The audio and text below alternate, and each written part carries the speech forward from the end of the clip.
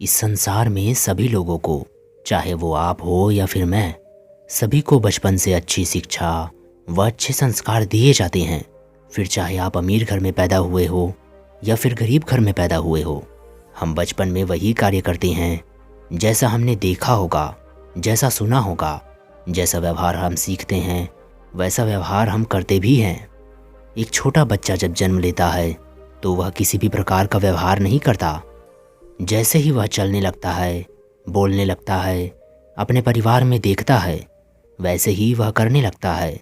लेकिन जैसे जैसे वह बड़ा होने लगता है तो हम देखते हैं कि इस दुनिया में कुछ भी अच्छा नहीं होता है, बुरा ही बुरा होता है। आखिर ऐसा क्यों होता है? जबकि बचपन में सभी लोगों को अच्छे शिक्षा, अच्छे संस्कार दिए जाते हैं। क्या आपने कभी इसके बारे में सोचा है कि आखिर ये सब क्यों होता है? ये सब सारा खेल हमारे मन का है। आपको पता है कि जब बच्चा छोटा होता है तो उसकी इच्छाएं कम होती है, उसके विचार कम होते हैं। लेकिन जैसे जैसे वह बच्चा बड़ा होता जाता है तो उसकी इच्छाएं भी बढ़ती जाती है और फिर उन इच्छाओं की पूर्ति करने में वह लग जाता है। उसको पता भी नहीं होता कि उसके मन में जो इच्छाएं जागृत हुई है वो अच्छी है या बुरी है। महात्मा बुद्ध कहते हैं कि मन ही हमारी सारी प्रवृत्तियों का प्रधान है। यानी हम जो भी कार्य करते हैं वो हम मन की वजह से ही करते हैं। मन के अंदर ही इच्छाओं का जन्म होता है।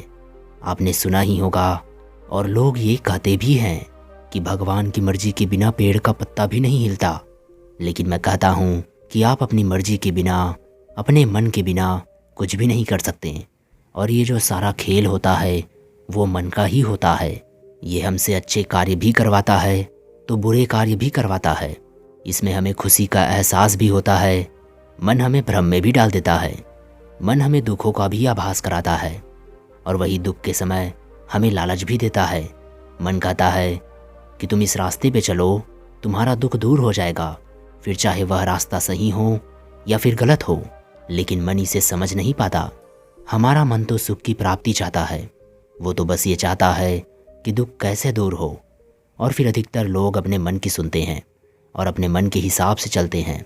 जो उनका मन कहता है वे वही करते हैं, जिसके वजह से वे कई बार गलत रास्ते पर भी चले जाते हैं। अब आप ये सोच रहे होंगे कि आखिर ये मन हमारे साथ ऐसा क्यों करता है, क्यों इस प्रकार का खेल मन हमारे साथ खेलता है। आइए इसे समझते हैं हम इस छोटी सी कहानी से। आप सब इस कहानी को अंत तक ज़रूर सुनना, तभी आपको इस मन के खेल के बारे में समझ आएगा। तो चलिए इस मन के खेल के बारे में समझते हैं। एक गांव था, उसमें एक गुरु रहते थे। वो कई सालों से वहीं पर उस गांव में तपस्या करते थे और उन गुरु के बारे में ये बोला जाता था कि उन्होंने अपने मन पर विजय प्राप्त कर ली है और वह गुरु बिल्कुल शांत हैं और गुरु में किसी भी प्रकार की कोई बुरी प्रवृत्ति नहीं है। उस गांव के सभी लोग उन गुरु का बहुत आदर करते थे और उन गुरु का प्रवचन सुनने के लिए हमेशा लोगों की भीड़ लगी रहती थी। लेकिन फिर एक दिन उस गांव में एक बहुत बड़े महान गुरु आए। वो महान गुरु लोगों को प्रवचन देने लगे। उनके प्रवचन सुन के लोग इकट्ठे होने लगे और फिर धीरे धीरे समय बीतने लगा और सभी लोग महान गुरु की ओर आकर्षित होने लगे। सभी लोग उनका प्रवचन सुनने के लिए आने लगे और अब गुरु के पास कुछ ही लोग आते थे और सारे लोग महान गुरु के पास चले जाते थे। वो लोग जो गुरु के पास आते थे वो गुरु से कहते थे कि हे गुरुदेव, हम तो आपके भक्त हैं और वो महान गुरु तो महाढोंगी है। वह ढोंगी तो महा झूठा है। वो ढोंगी तो लोगों को बहला फुसला रहा है और धीरे धीरे सभी लोग उनकी बातों में आ रहे हैं, उनकी तरफ खींचे चले जा रहे हैं। पता नहीं उस महान ढोंगी गुरु ने उन पर कौन सा जादू कर दिया है जो लोग उनके पास जाकर ही रुकते हैं। और तो और गुरुदेव, वो आपकी निंदा भी करता है और कहता है कि आपने अपने मन पर कोई विजय प्राप्त नहीं की है, आप झूठ बोलते हैं। अपने भक्तों के मुंह से ये बातें सुनकर गुरु मुस्कुराए और बोले कि अगर ऐसा है तो तुम भी यहाँ से जा सकते हो और तुम वहाँ पर जा सकते हो। गुरु की बात सुनकर वो लोग वहाँ से चले गए। लेकिन फिर रात भर गुरु को नींद नहीं आई। वे रात भर बेचैन रहे, करवटें बदलते रहे। वे सोचने लगे कि क्यों ना मैं जाकर देखूं कि ये महान गुरु है कौन। अगले दिन गुरु उनके आश्रम गए। उन्होंने वहां जाकर देखा कि उनके पास बहुत ज़्यादा भीड़ लगी हुई थी। सभी लोग महान गुरु की जय जयकार कर रहे थे। ये सब बात गुरु को अच्छी नहीं लगी और फिर वे लोगों के बीच जा पहुँचे और वहाँ जाकर लोगों से कहा कि मैंने तुम्हें इतने दिनों से ज्ञान दिया और तुम लोगों ने उन्नति भी की है, और फिर ये झूठा महागुरु पता नहीं कहाँ से आया है, तुम लोग इसके पीछे चल दिए, इस पर विश्वास करने लग गए। तुम सभी लोग एक दिन जरूर पछताओगे। मैं इन महागुरु को चुनौती देता हूँ कि ये मेरे साथ शास्त्रार्थ करे और मुझे हराए। अगर वो जीत गए तो मैं ये गांव हमेशा के लिए छोड़कर चला जाऊंगा। ये सुनकर महागुरु ने गुरु की चुनौती स्वीकार कर ली। फिर दोनों में, गुरु और महागुरु में, शास्त्रार्थ हुआ। फिर धीरे धीरे गुरु हारने लगे। जब गुरु को यह एहसास हो गया था कि मैं हार जाऊंगा, मैं हारने वाला हूँ, तो वे बीच में उठकर ही चले गए और जाकर पूरी रात ये सोचते रहे कि वो ऐसा क्या करे जिससे कि ये महागुरु इस गांव से चला जाए, या फिर इस गांव से इसको कैसे भगाया जाए। और फिर उनको भगाने के लिए गुरु ने कई प्रकार के षड्यंत्र रचे, लेकिन कोई भी षड्यंत्र काम नहीं आया।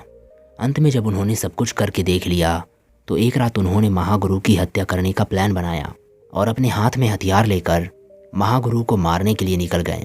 और फिर वे महागुरु के आश्रम पहुंचे और फिर वे जैसे ही महागुरु पर प्रहार करने वाले थे कि तभी महागुरु की आंखें खुल गई और महागुरु ने गुरु से कहा कि अभी भी तुम्हारे कुछ समझ में नहीं आया? क्या अभी भी तुम भ्रम में जी रहे हो? अगर तुमने अपने मन पे विजय प्राप्त कर ली है तो फिर तुमने ये हथियार किस लिए उठाया है? ये क्रोध जो तुम्हारे अंदर आया है, ये तुम्हें किसने दिया है? कौन है इस क्रोध के पीछे? फिर गुरु ने कहा कि ये क्रोध आपके वजह से है। ये जो भी कुछ हो रहा है ना, वो सब आपकी वजह से हो रहा है। अगर आप यहाँ नहीं आते, यहाँ नहीं होते, तो ये सब नहीं होता। महागुरु समझ गए थे कि मन पूरी तरह से गुरु पर हावी हो गया है। उनकी आंखें बंद हो चुकी है, गुरु की समझ खत्म हो चुकी है। तब महागुरु ने गुरु से कहा, क्या तुम बुरे इंसान हो? गुरु ने कहा कि नहीं। फिर महागुरु ने गुरु से कहा कि क्या तुम अत्याचारी हो? गुरु ने कहा कि नहीं। तो महागुरु ने कहा, तो फिर अवश्य ही तुम लालची होगे। गुरु ने कहा कि नहीं महागुरु, मैं ऐसा नहीं हूँ। महागुरु ने फिर कहा, तो फिर तुम्हारे हाथ में जो ये हथियार है वो कहाँ से आया? क्या करना चाहते हो तुम? फिर गुरु ने अपने हाथों की ओर देखा और हथियार को फेंक दिया और महागुरु के सामने झुक गए और महागुरु से कहा, गुरुदेव आप मुझे माफ़ कर दीजिए, आपने तो मेरी आंखें ही खोल दी। फिर गुरु महागुरु से बोले कि हे गुरुदेव, पर मेरे साथ ये सब कैसे हो गया?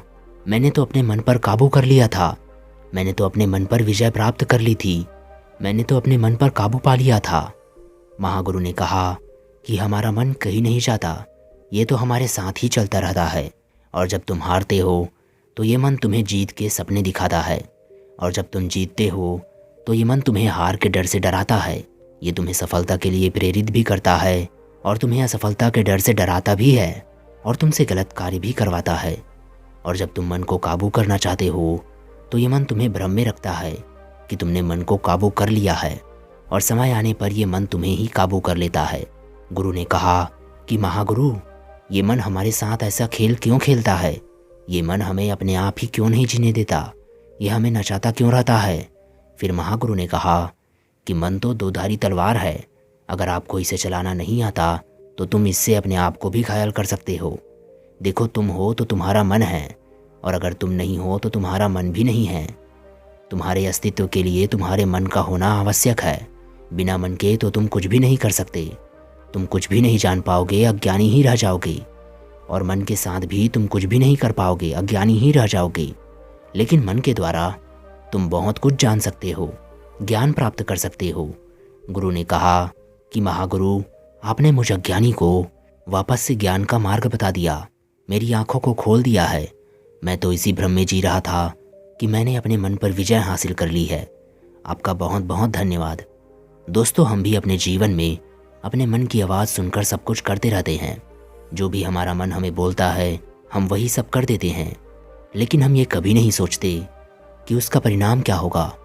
हम मन से ऊपर उठकर ना तो उसे जानने की कोशिश करते हैं और ना ही उसे काम में लेना जानते हैं, और हम अपने आप के अनुसार ही, अपने मन के अनुसार ही अपना पूरा जीवन बिताते रहते हैं।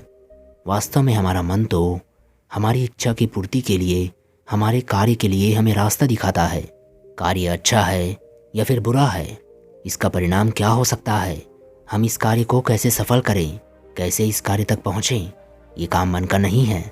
मन तो अच्छा या बुरा दोनों ही रास्ता दिखाता है, लेकिन हम अपने बुद्धि व समझ का प्रयोग करके अच्छे व बुरे का निर्णय ले सकते हैं।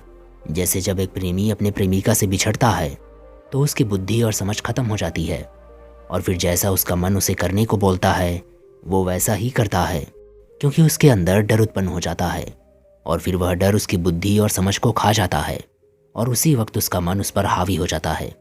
फिर हम अच्छे रास्तों को छोड़कर बुरे रास्ते पर चल देते हैं। मन एक खुली शक्ति है, ये बहुत पावरफुल है, जिसे अगर एक बार खुला छोड़ दे तो ये हमें बर्बादी की ओर ले जाता है, क्योंकि वहाँ आराम है, लालच है, वासना है। लेकिन अगर मन पर काबू कर लिया जाए तो ये आपको एक असीम ऊंचाई तक ले जाएगा, आपको एक सफल व्यक्ति बनाएगा। इसीलिए आप अपने मन को जितना हो सके उतना काबू में रखो, और ये आप अपनी बुद्धि के द्वारा और अपने समझ के द्वारा आसानी से कर सकते हैं। और अगर आपने ऐसा कर लिया तो आप अपने जीवन में बहुत ही जल्द अच्छे परिणाम देखोगे। तो दोस्तों, आपको यह कहानी कैसी लगी कमेंट में लिखकर ज़रूर बताइएगा, और कहानी अच्छी लगी हो तो चैनल को सब्सक्राइब कीजिएगा। मिलते हैं आपसे कल अगली कहानी के साथ, तब तक के लिए अपना ख्याल रखिए। धन्यवाद।